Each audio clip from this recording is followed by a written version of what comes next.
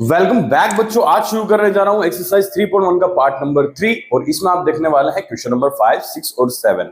Hello students, मैं हूं आदित्य और आप देख रहे हैं आदित्य ऑन बोर्ड। फटाफट से पांचवा क्वेश्चन चालू करते हैं। देखो लिखा है half of the perimeter of rectangular garden. एक रेक्टेंगल शेप का गार्डन है। रेक्टेंगल शेप आप सभी जानते हैं, इस शेप का कुछ गार्डन है। रेक्टेंगल में दो चीजें मेनली होती है, लेंथ और ब्रेड्थ। ये लेंथ हो गई है, ये ब्रेड्थ हो गई। Whose length is 4 metre more than its width. Length के बारे में क्या बताया कि विड्थ से 4 मीटर ज्यादा। सपोज करो विड्थ आपकी 5 है तो उससे 4 बढ़ा दो, उसमें 9 हो गया, ये लेंथ हो जाएगी। तो लेंथ बताने के लिए पहले विड्थ पता होना चाहिए। तो विड्थ हम मान लेते हैं लेट। विड्थ हो गई हमारी x। तो भैया लेंथ क्या हो जाएगी? लेंथ इससे 4 ज्यादा है, मतलब इसमें 4 प्लस कर लो, x प्लस 4। इतनी बात क्लियर है। अभी आगे क्या बोल रहे हैं? Half of the perimeter of rectangular garden, जिसकी लेंथ और विड्थ का कनेक्शन तो दे दिया, इज 36 मीटर। अभी पेरीमीटर का हाफ कितना है? 36। वी नो दैट पेरीमीटर का फॉर्मूला, पेरीमीटर ऑफ रेक्टेंगल आपका होता है twice of L plus B. होता है, बड़ा जनरल है, सभी को मालूम है। अगर मैं पेरीमीटर का हाफ करता हूं अकॉर्डिंग टू क्वेश्चन, ये पेरीमीटर है। अगर मैं पेरीमीटर का हाफ करता हूं, मतलब इसमें 2 का डिवाइड कर देते हैं, आधा हो गया, तो क्या हो जाना चाहिए? ये किसके बराबर होगा? 36 के बराबर होगा। क्वेश्चन यही कहना चाह रहा है हमें, ठीक है, कोई बड़ी बात नहीं है। आगे फाइंड द डायमेंशंस। डायमेंशंस बताने हैं हमें। डायमेंशंस कितने कितने? देखो ये 2 से 2 शहीद हो रहा है। यहाँ पर यहां दिखाई दे रहा है हमें एल। एल की जगह कितना लिखूं बच्चों? x प्लस 4 लिखते हैं, और ब्रेड्थ की जगह कितना लिखते हैं? 4 लिखते हैं, x लिखते हैं, इज इक्वल टू 36। आप देखो x और x से कितने हो गए? 2x plus 4 is equal to 36। इसमें कोई प्रॉब्लम नहीं होनी चाहिए। 2x plus 4 is equal to 36। यहां देखो अगर आप 36 उधर जाएगा 4 तो माइनस हो जाएगा। 36 में से प्लस का है, अभी यहाँ पर उधर जाएगा माइनस का हो जाएगा। It is 2x, it is 32 2x। ये मल्टीप्लाई हो रहे हैं दोनों, उधर जाएगा तो डिवाइड हो जाएगा। 32 divided by 2, x is equal to 16 metre. Now x क्या माना था मैंने? विड्थ माना था। तो लेंथ क्या हो जाएगी? विड्थ तो सबसे पहले आ गई मेरे पास 16, length x plus 4, 16 plus 4 20 metre, ये भी मीटर। आपसे पूछा था डायमेंशंस, तो डायमेंशंस कुछ नई चीज नहीं है, यही होता है लेंथ और विड्थ। अब देखो बच्चों क्वेश्चन नंबर 6 जो है बहुत इंटरेस्टिंग और बहुत आसान है, बाकी समझ में आ जाना चाहिए। गिवन द लीनियर इक्वेशन, ये लीनियर इक्वेशन दी हुई है हमें और एक और लीनियर इक्वेशन लिखनी है, खुद से लिखनी है।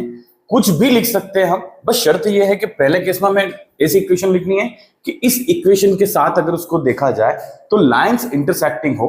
दूसरे केस में पैरेलल होनी चाहिए, तीसरे केस में कोइंसिडेंट होनी चाहिए। अब इन तीनों केस के लिए अपन ने टेबल पढ़ी, उसको समझिए। इंटरसेक्टिंग लाइन कब होती है? जब a1/a2 का रेशियो b1/b2 के रेशियो के बराबर ना हो।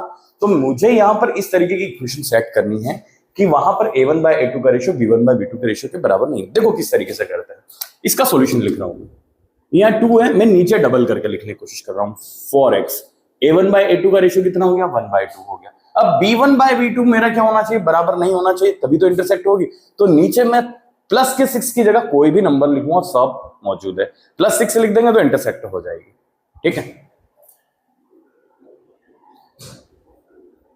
तो b1/b2 के बराबर नहीं होना चाहिए, मतलब रेशियो 1/2 नहीं होना चाहिए। तो मैं प्लस 7y लिख देता हूं, कोई भी नंबर चलेगा, और साथ में भी कुछ भी चलेगा, इसलिए मैंने प्लस का 9 मेरे हिसाब से लिया, ये कोई जरूरी नहीं था। आप -8 भी लिखोगे तो भी चलेगा, ठीक है। तो अभी आप देखो a1/a2 is 1/2, b1/b2 is 3/7। a1/a2 और b1/b2 इक्वल नहीं है, इसलिए लाइंस इंटरसेक्टिंग है, ओके। इसी तरीके से पैरेलल लाइंस की कंडीशन क्या है? a1/a2 b1/b2 के बराबर होना चाहिए, मगर c1/c2 के बराबर नहीं होना चाहिए। देखो किस तरीके से होगा। अगर ऐसे ही डबल कर लेते हैं, 4x 1/2 हो गया, दूसरा 6y, ये भी b1/b2 भी 1/2 हो गया। तीसरा जो है c1/c2 बराबर नहीं होना चाहिए, इसलिए मैं यहाँ पर लिख देता हूँ +9 = 0। क्या तकलीफ है? हो गया, c1/c2 के बराबर नहीं, ये 1/2 नहीं आ रहा है c1/c2। कोइंसिडेंट में क्या होना चाहिए? सभी बराबर होने चाहिए। जैसे इसका मैंने 1/2 कर दिया पहला, a1/a2, दूसरा भी मैं 1/2 कर दूं, और तीसरा भी मैं 1/2 कर दूं, तीनों बराबर हो गए, इसलिए लाइंस कोइंसिडेंट हो गई। ये बड़ा आसान। एक्सरसाइज 3.1 का लास्ट क्वेश्चन है, समझो जरा इसको। Draw the graph of the equations. ये जो इक्वेशंस मैंने सामने दी हुई है, x - y + 1 और 3x + 2y - 12 = 0। इन इक्वेशंस का सबसे पहले तो ग्राफ को बनाना है। अब ये ग्राफ बनाने के बाद आगे बात करेंगे, बचा हुआ क्वेश्चन फिर बाद में पढ़ेंगे, पहले ग्राफ बना लेते हैं। इक्वेशन फर्स्ट क्या कह रही है, x minus y plus 1 is equal to 0। चलो सॉल्व करने का तरीका तो मुझे पता है, x की और y की वैल्यू निकालनी पड़ेगी। चलो फर्स्ट में x इज इक्वल टू 0 रख देते हैं, minus y plus 1 is equal to 0, plus 1 को उधर पहुंचा, minus y is equal to minus 1, y should be 1। यहां से आप इसको जानते हैं कैसे करना है। ओके, अब अगर y इज इक्वल टू 0 रख देता हूं मैं, तो x minus 0 plus 1 is equal to 0, x plus 1 is equal to 0, x is equal to minus 1, y 0 रखा तो x क्या आ गया, माइनस 1 आ गया। इतनी बातें क्लियर है, ठीक है। Similarly 4 second equation, 3x plus 2y minus 12 is equal to 0। इसके लिए भी ऐसे ही बॉक्स क्रिएट कर लेते हैं, ठीक है। x इज इक्वल टू 0 रख लेता हूं,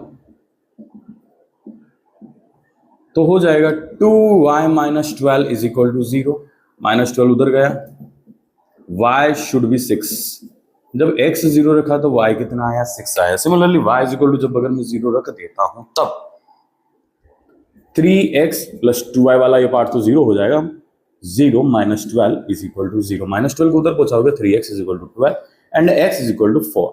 ये चीज भी क्लियर हो गई होगी कि x जब y 0 रखा है तो x कितना आया, 4 आया। ओके, अब बात कर रहे हैं ग्राफ बनाने की। चलो ग्राफ बनाकर देखते हैं। सबसे पहले तो एक ऐसे ही नॉर्मली ग्राफ खींचने की कोशिश करता हूं, यहां से आइडिया लगेगा मुझे। आइडिया क्या लगेगा देखते जाओ आप। सबसे पहले x में कितना जाना है, मैक्सिमम और मिनिमम।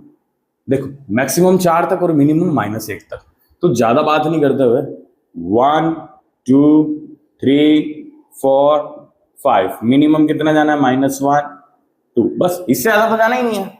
y में y की वैल्यू देखो आप, मैक्सिमम 6 तक और मिनिमम 1 है, 0 है, तो 0 तो यहां है ही सही।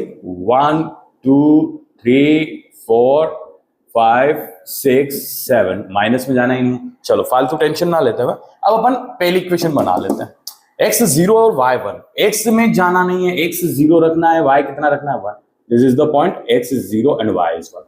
ओके, सेकेंड पॉइंट, x कितना है, -1 और y कितना है, 0। y में नहीं जाना, y को 0 रखना है और x में कहां पर, -1। ये रहा पॉइंट, -1 एंड 0। चलो इन दोनों पॉइंट से होकर एक लाइन जा सकती है, गई। ओके, बहुत बढ़िया। सिमिलरली यहां पर इक्वेशन का आप नाम लिख दो, क्या है equation, x minus y plus 1 is equal to 0। ये एक इक्वेशन का ग्राफ बन गया। दूसरी इक्वेशन में x 0 y कितना है, 6। कहां है x 0, x 0 यहां, उधर नहीं जाना, इधर भी नहीं जाना, ये 0। y कितना है, 6, तो ये x में 0, y में कितना हो गया बच्चों, 6 हो गया। एक और पॉइंट ढूंढते हैं, x में 4 और y में 0। x में 4, y में नहीं जाना, y में 0 रखो, x में 4 और y में 0, ये रहा। ओके, इन दोनों को भी ज्वाइन करके एक लाइन बना दी, ठीक है। इतना काम हो गया, अब कोई बड़ी बात नहीं बची। अब आगे क्या बोल रहे हैं,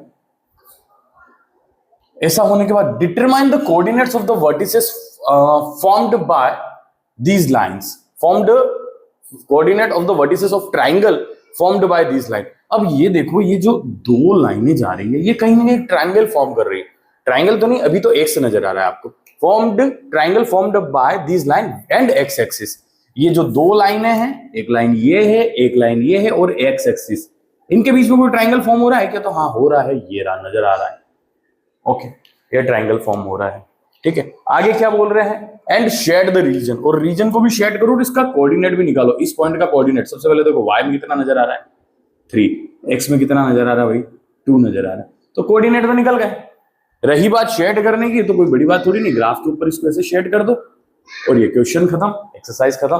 thank you for watching, thank you for supporting. इसी तरीके के वीडियो देखने के लिए जुड़े रहो बच्चों चैनल के साथ। खुद भी देखो, अपनी मैथ स्ट्रॉन्ग करो और अपने दोस्तों को भी सजेस्ट करो। बहुत अच्छे से पढ़ाऊंगा, पूरी 10th मजा आ जाएगा।